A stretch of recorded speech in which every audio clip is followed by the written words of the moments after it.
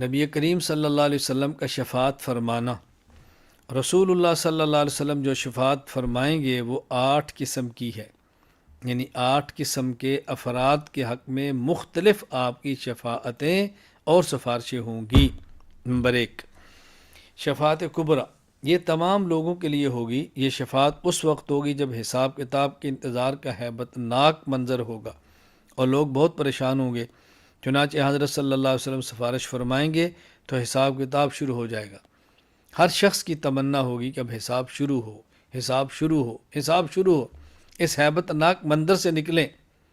جس طرح بسا اوقات عدالت میں کوئی ایسا شخص ہوتا ہے جس پر الزام ثابت ہوتا ہے اور مجرم ثابت ہو چکا ہوتا ہے، اب اس کو پتہ ہے کہ مجھے سزا ملنی ہے، اور بسا اوقات ایک پیشی ہے یا دوسری ہے، یا منظر ایسا ہوتا ہے کہ وہ جج سے کہتا ہے کہ جو سزا دینی ہے مجھے دیں، لیکن مجھے اس تکلیف سے نکالیں، یہاں سے مجھے نکالیں، تو وہ اتنا ہیبت ناک منظر ہوگا کہ لوگ چاہیں گے کہ حساب کتاب شروع ہو۔ رسول اکرم صلی اللہ علیہ وسلم شفاعت فرمائیں گے، سفارش فرمائیں گے اور حساب کتاب شروع ہو جائے گا۔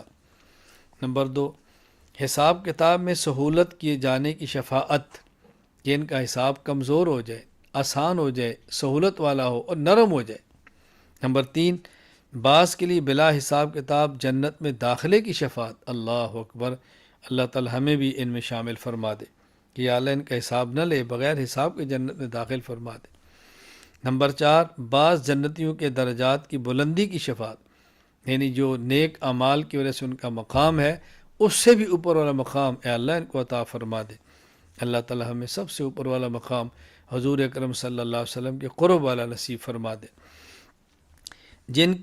نمبر 5، جن کی نیکیاں اور گناہ برابر ہوں گے ان کے جنت میں داخلے کی شفاعت، کیونکہ نیکیاں زیادہ ہیں تو جنت میں، گناہ زیادہ ہے تو جہنم میں، نیکی اور گناہ برابر ہے تو رسول اللہ صلی اللہ علیہ وسلم شفاعت کریں گے یا اللہ ان کو بھی جنت میں بھیج دیجیے۔ نمبر 6، جہنم میں داخل ہو جانے والے گناہ گاروں کے لیے جہنم سے نکلنے اور جنت میں داخلے کی شفاعت، برے اعمال کی وجہ سے جہنم کا فیصلہ ہو گیا، جہنم میں جا چکے، اے اللہ جہنم سے نکال کے ان کو جنت میں داخل فرما دے۔ نمبر 7، جن کے متعلق جہنم کا فیصلہ ہو چکا ہوگا لیکن ابھی تک جہنم میں داخل نہ ہوئے ہوں گے، ان کے لیے جنت میں داخلہ کی شفاعت۔ فیصلہ ہو گیا ہے، یہ بد اعمالیوں سے جہنم میں جائیں گے، بد اعمالیوں کی وجہ سے جہنم میں جائیں گے، سرور عالم صلی اللہ علیہ وسلم اللہ سے درخواست کریں گے یا اللہ ان کو جہنم میں نہ بھیجیے، تو آپ کی شفاعت قبول ہوگی۔ نمبر 8، جو عذاب کے مستحق ہو چکے ان کے عذاب میں تخفیف کی شفاعت، بد اعمالیوں کی وجہ سے اس عذاب کے مستحق ہیں لیکن آپ کی درخواست پر ان کے عذاب میں تخفیف کر دی جائے گی، کمی کر دی جائے گی۔ اللہ اکبر۔ انبیاء علیہ السلام کا شفاعت فرمانا، تمام انبیاء کرام علیہ السلام اپنی اپنی امت کے حق میں بخشش اور درجات کی بلندی کی شفاعت فرمائیں گے۔ ہر نبی اپنی امت کے گناہ گاروں کے لیے شفاعت کریں گے، یا اللہ ان کے گناہ کی وجہ سے جو عذاب آنے والا ہے ان کو محفوظ فرما لے، جہنم سے بچا لے۔ اسی طرح درجات کی بلندی کی شفاعت فرمائیں گے کہ اللہ ان کا مقام بلند کر دے، ان کے درجے اونچے کر دے۔ اللہ تعالیٰ انبیاء علیہ السلام کی شفاعت بھی قبول فرمائیں گے۔ شہداء کا شفاعت فرمانا، جس مومن نے اپنی جان راہ خدا میں قربان کر دی، قیامت کے دن انہیں بھی شفاعت کا حق دیا جائے گا، اور ایک شہید 70 گناہ گار اہل ایمان کی شفاعت کرے گا، یعنی ایک شہید کی وجہ سے 70 وہ آدمی جن کے لیے جہنم کا فیصلہ ہو چکا ہے، اللہ تعالیٰ اس کو حق دیں گے کہ شفاعت کرے، اور اس کی شفاعت کی وجہ سے اللہ 70 ان لوگوں کو جن کے لیے جہنم کا فیصلہ ہے اللہ جنت کا فیصلہ فرما دیں گے۔ علماء کا شفاعت فرمانا، علماء اپنے متبعین کی شفاعت کریں گے جس کی برکت سے متبعین کو نجات ملے گی۔ ایک روایت میں 100 کا لفظ ہے کہ عالم کی اپنے متبعین میں سے 100 افراد کے حق میں سفارش قبول کی جائے گی۔ تو کوئی تحدید نہیں ہے، اللہ کرم فرمائے تو جن جن کی وہ شفاعت کریں اللہ قبول فرما لیں۔ علماء سے تعلق رکھیں، علماء کی اتباع کریں، علماء سے جڑ کے رہیں، علماء کی خدمت کریں، محبت کریں، رسول اللہ صلی اللہ علیہ وسلم کا علم اللہ نے ان کو عطا فرمایا ہے، تو علماء کی شفاعت بھی قیامت کے دن قبول کی جائے گی۔ حفاظ قرآن کا شفاعت فرمانا، جس شخص نے قرآن مجید کو پڑھا اور اس کو حفظ کیا، اس پر عمل کیا، تو اللہ تعالیٰ اس شخص کو جنت میں داخل فرمائیں گے، اور اس کے گھرانے میں سے ایسے 10 آدمیوں کے بارے میں اس حافظ قرآن کی سفارش کو قبول فرمائیں گے جن کے لیے جہنم واجب ہو چکی ہوگی۔ ایک حافظ جو عامل ہو، یعنی قرآن پہ عمل بھی کرتا ہو، صرف حافظ نہیں، عامل، قرآن حفظ بھی کیا ہو پھر قرآن پہ عمل بھی کرتا ہو، تو اللہ تعالیٰ اس کی شفاعت سے اس کے خاندان کے 10 آدمی جن کے لیے جہنم کا فیصلہ ہو چکا ہے، اللہ جنت میں بھیج دیں گے۔ نابالغ اولاد کا شفاعت کرنا، جس کی 3، 2 یا 1 نابالغ اولاد فوت ہو جائے اور وہ صبر کرے، تو قیامت کے دن یہ بچے اللہ تعالیٰ کی اجازت سے اپنے والدین کی سفارش کریں گے اور ان کی سفارش قبول بھی ہوگی۔ اللہ اکبر۔ نابالغ بچے 3 فوت ہو گئے، وہ بھی شفاعت، 2 ہو گئے وہ بھی، 1 بچی یا بچہ اس کے بھی۔ اگر کسی شخص کے نابالغ بچے دنیا سے چلے گئے، جانے کا دکھ ضرور ہے، لیکن ان پر صبر کرنا، اللہ کے فیصلے پر راضی رہنا، اللہ اس کی برکت سے اس کو بچے کو شفاعت کا حق دیں گے، اور یہ والدین قیامت کے دن بعد جنت میں اپنی اولاد کے ساتھ ہی رہیں گے۔ تو نابالغ بچہ جس کا فوت ہو جائے اس کو پریشان نہیں ہونا چاہیے۔ بالغ ہوتا تو نہ معلوم کفر کی طرف جاتا، ایمان کی طرف جاتا، پھر اگر مومن بھی ہوتا اور ایمان پہ فوت ہوتا بالغ، تو اس کی اپنی جنت ہوتی، والدین کی اپنی ہوتی۔ والدین تو چاہتے ہماری اولاد ساتھ رہے، تو نابالغ بچہ کسی کا فوت ہو گیا تو والدین کی شفاعت کر کے جنت میں بھی لے جائے گا انشاءاللہ، اور والدین ہمیشہ اپنی آنکھیں ٹھنڈی کرتے رہیں گے اس نابالغ بچے کو جنت میں اپنے پاس دیکھ کر۔ تو اللہ کا کتنا کرم ہے۔ قرآن اور روزہ کا شفاعت کرنا، جو لوگ دنیا میں قرآن کریم کی تلاوت کرتے ہیں، راتوں کو اٹھ کر قرآن سنتے اور سناتے ہیں، ان کے حق میں قرآن کریم شفاعت کرے گا۔ جو لوگ رمضان مبارک ادب احترام کرتے ہیں، دن کا روزہ رات کا قیام کرتے ہیں، تو روزہ ان کے حق میں شفاعت کرے گا۔ قرآن کریم کی تلاوت بہت کریں، بہت اہتمام کریں، خصوصاً تہجد میں، اور رات کو قرآن کریم پڑھنا، پھر رمضان کا روزہ اور رات کا قیام، تو یہ قرآن بھی شفاعت کرے گا کہ یا اللہ یہ میرے لیے راتوں کو جاگتا تھا۔ روزہ شفاعت کرے گا، اے اللہ یہ بھوکا رہتا تھا، پیاس برداشت کرتا تھا، میں اس کی شفاعت کرتا ہوں۔ اللہ تعالیٰ روزے اور قرآن کو شفاعت کی اجازت دیں گے، اور پھر اللہ ان کی شفاعت قبول بھی فرمائیں گے۔ اللہ تعالیٰ ہمارے حق میں حضور اکرم صلی اللہ علیہ وسلم کی شفاعت قبول فرمائے۔ اللہ تعالیٰ علماء کی، حفاظ کی، شہداء کی اللہ تعالیٰ شفاعت قبول فرمائے، اور جن کے نابالغ بچے فوت ہوئے ہیں اللہ تعالیٰ ان کے نابالغ بچوں کو ان کے لیے شفیع بنا دے۔ میں بسا اوقات اپنے دوست احباب سے، اپنے شاگردوں سے، اپنے متعلقین سے اللہ تعالیٰ کے کرم کو دیکھتے ہوئے یہ کہا کرتا ہوں کہ میرے 3 نابالغ بچے فوت ہوئے ہیں، 3 نابالغ بچے دنیا سے گئے ہیں، 2 بیٹے اور 1 بیٹی۔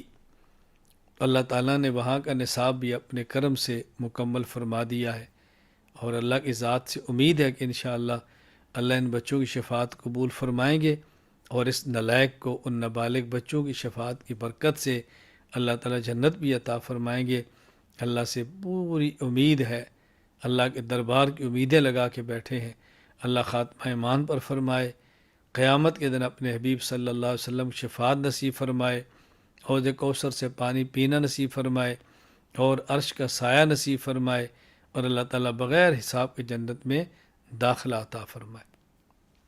جنت نمبر 1، جنت اہل ایمان کے لیے انعام و عیش کی جگہ ہے جو پیدا کی جا چکی ہے۔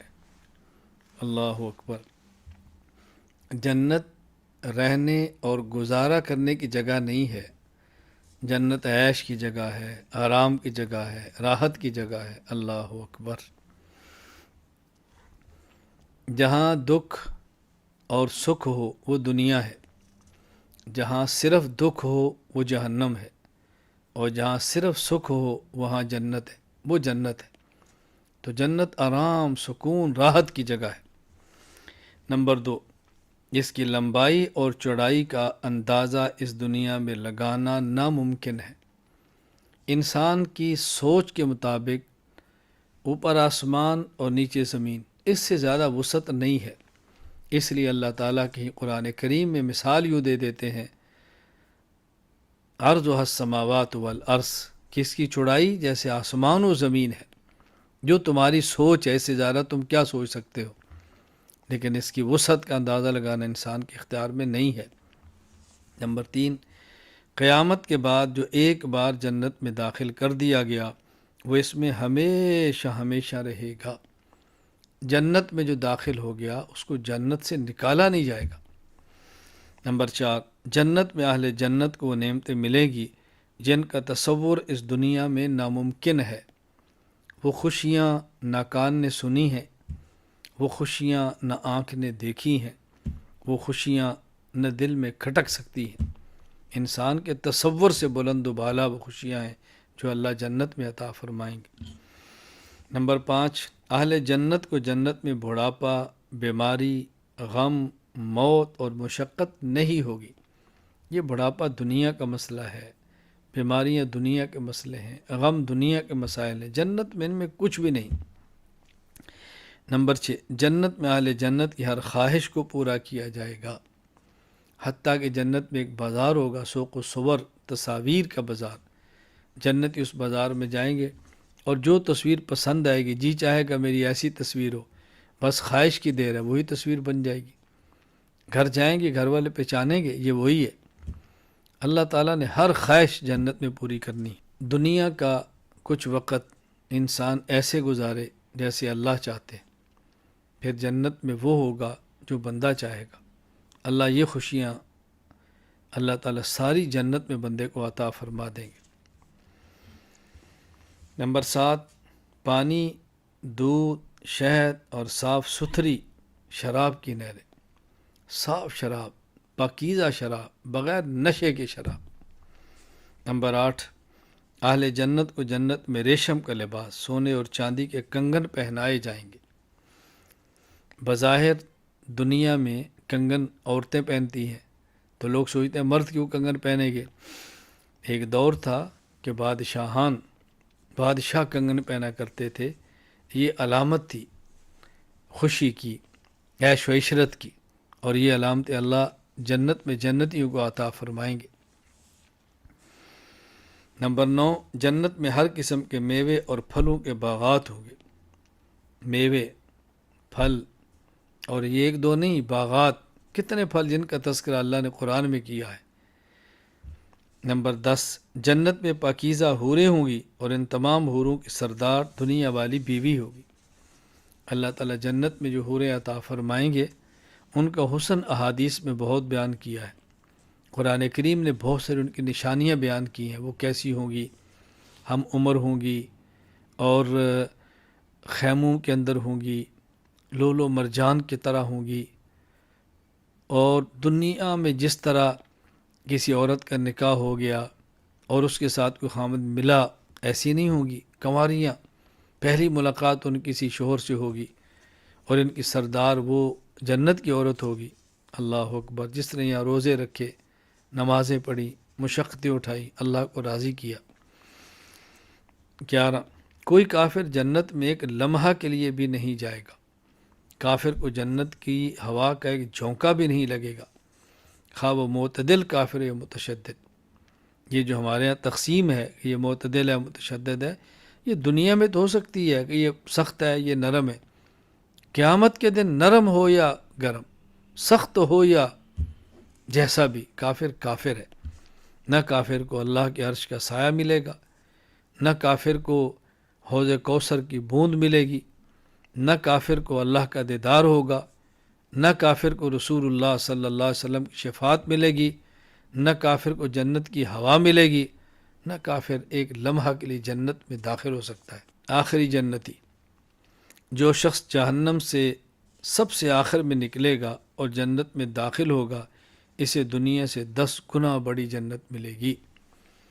جو شخص سب سے آخر میں جہنم سے نکلے گا اور اللہ فرمائے گا جنت میں داخل ہو جا، وہ جائے گا اور کہے گا اللہ جنت میں تو جگہ ہی نہیں۔ اللہ اکبر۔ اللہ تعالیٰ اس کو فرمائیں گے جنت میں چلا جا، اور جب اس کو جنت ملے گی تو دنیا سے 10 گنا بڑی جنت، یہ دنیا کا آخری جنتی ہے۔ تو یہ کبھی ذہن نہ بنانا کہ بد عقیدہ بھی جنت میں جائیں گے، کفار بھی جنت میں جائیں گے، یہ کبھی ذہن نہ بنانا کہ جنت بہت بڑی ہے تو اس میں ہر کوئی چلا جائے گا۔ ممکن نہیں ہے، ممکن نہیں ہے۔ بہت بڑی میں بہت لوگ ہوں، وہ پھر عیش کی جگہ نہ رہی نا، آرام کی جگہ نہ رہی۔ عیش اور آرام کی جگہ تو تبھی ہے کہ جگہ بڑی ہو اور رہنے والے کم ہوں، پھر عیش و عشرت ہوتی ہے۔ خیر، جنت بہت وسیع ہے، اور آخری جنتی کو دنیا سے 10 گنا بڑی جنت ملے گی۔ بتائیں یہ جنت کتنی بڑی ہوگی جو اللہ نے ایمان والوں کے لیے بنائی ہے۔ اللہ تعالیٰ کا دیدار، جنت میں اہل جنت کو اللہ تعالیٰ کا دیدار نصیب ہوگا، اور یہ دیدار بغیر کسی کیفیت کے، بغیر کسی تشبیہ کے ہوگا۔ اس کے لیے انسانی آنکھ اللہ تعالیٰ کا احاطہ کرنے سے قاصر ہے۔ یعنی وہاں دیدار ایسے نہیں جیسے ہم دنیا میں دیکھتے ہیں کہ ہم نے کسی چیز، مثلا مائک ہے تو ہم نے اسے پورا دیکھ لیا، مکمل دیکھ لیا۔ کسی پہاڑ کو دیکھے تو آپ نے بہت سارا حصہ دیکھ لیا۔ نہیں، انسانی آنکھ اللہ تعالیٰ کی ذات کا احاطہ کرنے کی طاقت نہیں رکھتی، نہ دنیا میں نہ جنت میں۔ کیفیت کیا ہوگی اللہ ہی جانتے ہیں، کوئی ہم تشبیہ نہیں دے سکتے۔ ہاں اتنا ضرور ہے، جس طرح حدیث پاک میں آتا ہے، آپ 14ویں کا چاند دیکھو کتنا صاف ہوتا ہے، آپ سمجھتے ہو کہ چاند ہے، یہ نہیں کہ آپ کو شک ہو یہ کیا ہے۔ اسی طرح جب اللہ کا دیدار ہوگا تو بندہ سمجھے گا میں اللہ کو دیکھ رہا ہوں، اللہ کی ذات کو دیکھ رہا ہوں میں۔ اللہ اکبر۔ باقی وہ کیسے ہوگا یہ اللہ تعالیٰ ہی بہتر جانتے ہیں۔ اللہ تعالیٰ کا قرب اور بعد، اللہ تعالیٰ کا قرب اور بعد مسافت کی کمی بیشی کے اعتبار سے نہیں، بلکہ عزت اور ذلت کے معنی کے اعتبار سے ہے۔ چنانچہ قیامت کے دن فرما بردار شخص اللہ تعالیٰ کے قریب ہوگا، لیکن یہ قرب بغیر کسی کیفیت کے ہوگا، اور نافرمان شخص اللہ تعالیٰ سے دور ہوگا، لیکن یہ دوری بھی بغیر کیفیت کی ہوگی۔ یعنی جب یہ کہا جاتا ہے کہ فلاں بندہ اللہ کے قریب ہے، فلاں بندہ اللہ سے دور ہے، تو اس طرح نہیں جس طرح ہم دنیا میں ہے کہ یہ مثلا یہ موبائل ہے تو میرے قریب ہے، یہ گلاس ہے تو میرے قریب ہے، یہ چیز میرے قریب ہے۔ تو اللہ تعالیٰ کا قرب اور بعد وہ یہ نہیں ہے کہ مسافت ہو، فاصلہ ہو قرب اور بعد کا، وہ کیفیت سے پاک ہے، تشبیہ سے پاک ہے۔ اللہ کا قرب اللہ کی رحمت، اللہ کا بعد رحمت سے دوری، بس اس کو اچھی طرح بات ذہن نشین فرما لیں۔ قرب عزت ہے، قرب اللہ کی رحمت ہے، بس یہ ہے قرب، اور بعد دوری ذلت ہے، بعد اور دوری یہ لعنت ہے۔ تو اللہ تعالیٰ کا قرب اور بعد مسافت کی طرح نہیں ہے۔ آراف جنت اور جہنم کے درمیان ایک جگہ کا نام ہے، جہاں وہ لوگ ہوں گے جن کی نیکیاں اور گناہ برابر ہوں گے۔ یہ لوگ اہل جنت کو جنت کی نعمتوں میں دیکھ کر جنت کے حصول کی دعا کریں گے، اور اہل جہنم کو عذاب میں مبتلا دیکھ کر جہنم کے عذاب سے پناہ مانگیں گے۔ بالآخر ایک وقت آئے گا جب اللہ پاک اصحاب آراف کو جنت میں داخل فرما دیں گے۔ یعنی قیامت کے دن جب وزن اعمال ہوگا، اعمال کا ترازو ہوگا، اعمال کو تولا جائے گا، تو جن کے نیک اعمال زیادہ وہ جنت میں، اور جن کے برے اعمال زیادہ وہ جہنم میں، اور جن کے نیک اور برے اعمال برابر ہیں ان کو نہ جنت میں نہ جہنم میں۔ جنت اور جہنم کے درمیان ایک بہت بڑی دیوار ہے جس کا نام آراف ہے۔ قرآن کریم میں ایک مستقل سورت ہے، سورۃ الاعراف، تو ان کو اس دیوار کے اوپر رکھا جائے گا۔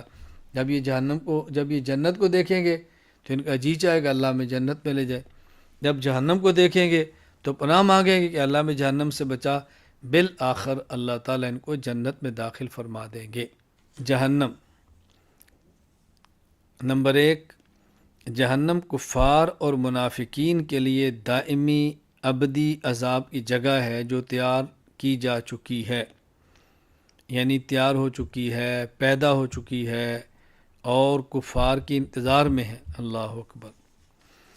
نمبر 2، کفار اور منافقین جہنم میں ہمیشہ ہمیشہ رہیں گے۔ نمبر 3، اہل ایمان میں بعض گناہ گار جو جہنم میں جائیں گے وہ بطور تزکیہ جائیں گے، نہ کہ بطور عذاب۔ اگر کسی جگہ اسے عذاب کہا گیا ہے تو صرف اس لیے کہ صورت عذاب کی ہوگی۔ جہنم تیار ہے کفار کے لیے، عذاب ہوگا کفار کو۔ جو مؤمن نافرمان جہنم میں جائیں گے وہ عذاب کے لیے نہیں بلکہ تزکیہ کے لیے۔ دونوں میں فرق کیا ہے؟ عذاب کہتے ہیں ایلام الحی علی سبیل الہوان، زندہ آدمی کو تکلیف دینا ذلیل اور رسوا کرنے کے لیے،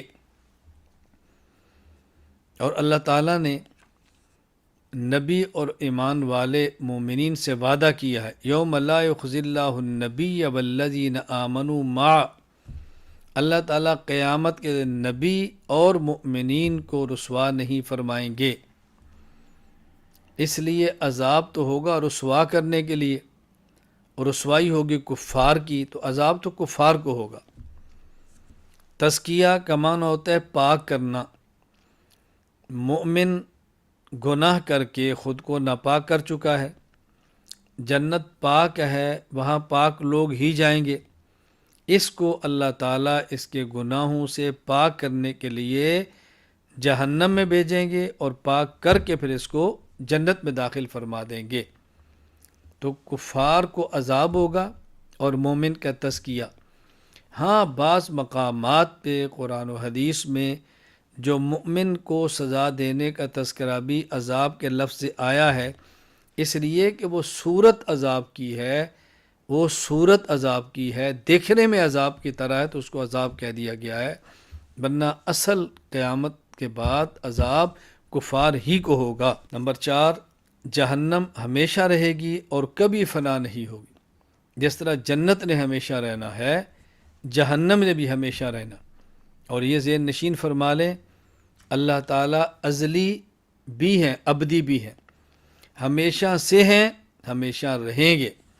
جنت اور جہنم ابدی تو ہیں کہ ہمیشہ رہیں گی، ازلی نہیں کہ ہمیشہ سے ہوں، یہ مخلوق ہے، اللہ خالق ہے۔ نمبر 5، جہنم میں کفار موت کی تمنا کریں گے لیکن ان کو موت نہیں آئے گی، چاہیں گے موت آ جائے لیکن موت آئے گی نہیں، وہ ہمیشہ ہمیشہ زندہ عذاب بھگتتے رہیں گے جہنم میں۔ نمبر 6، جہنم میں اہل جہنم کو کئی قسم کے عذاب دیے جائیں گے۔ نمبر 1، آگ کا لباس، یعنی آگ کا لباس پہنا دیا جائے گا۔ نمبر 2، آگ کا عذاب، ایک ہے آگ کا لباس پہنا کر تکلیف دینا، ایک ہے ویسے ہی آگ کے ذریعے ان کو عذاب دینا۔ نمبر 3، سروں پر کھولتا ہوا گرم پانی۔ نمبر 4، کھانے کے لیے کانٹے دار درخت اور پینے کے لیے گرم پیپ۔ نمبر 5، گلے میں توق، وزنی لوہا توق۔ نمبر 6، اونٹوں کی طرح بڑے بڑے سانپ جو جہنمیوں کو ڈستے ہوں گے، اور یہ سانپ ایسے زہریلے ہوں گے کہ اگر ایک مرتبہ کاٹ دیں تو 40 سال تک ان کے زہر کا درد نہ جائے۔ اللہ اکبر۔ نمبر 7، خچروں کے برابر بڑے بڑے بچھو جو جہنمیوں کو ڈنک مارتے رہیں گے، ان کے ایک مرتبہ ڈنک مارنے کی تکلیف اتنی ہے کہ ایک مرتبہ ڈنک مارے تو 40 سال تک اس کی تکلیف باقی رہے۔ اللہ تعالی ہمیں جنت عطا فرمائے، بغیر حساب کے عطا فرمائے، اللہ تعالی ہماری جہنم سے حفاظت فرمائے۔